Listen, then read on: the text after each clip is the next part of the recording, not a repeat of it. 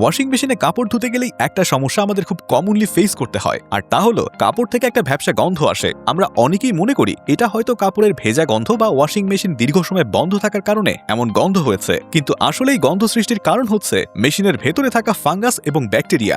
জি, ঠিকই শুনেছেন, আমরা মূলত কুসুম গরম পানি বা ঠান্ডা পানি দিয়ে কাপড় ধুই, কিন্তু এত কম টেম্পারেচারে ডিটারজেন্ট পুরোপুরি গলে যেতে পারে না, বরং এটা মেশিনের ভেতরে একটা শক্ত আঠালো স্তর তৈরি করে, আর এই জায়গাতেই জন্ম নেয় ব্যাকটেরিয়া এবং ফাঙ্গাস। তাই শীতকালে আপনার ওয়াশিং মেশিনের দরকার বাড়তি যত্ন। তাই আপনার শখের মেশিনটাকে পরিষ্কার রাখতে আজ থেকে ব্যবহার করুন ক্লিনারি ওয়াশিং মেশিন ক্লিনার। আমাদের এই ক্লিনার মেশিনের ভেতরে জমে থাকা শক্ত ময়লার স্তরগুলোকে গলিয়ে বের করে দেয়, যার কারণে মেশিনের ভেতরে আর ব্যাকটেরিয়া বা ফাঙ্গাস থাকতে পারে না। মাসে মাত্র একবার এই ক্লিনার ব্যবহার করুন, আর আপনার জামা কাপড়কে করুন 100% দুর্গন্ধ ও জীবাণুমুক্ত।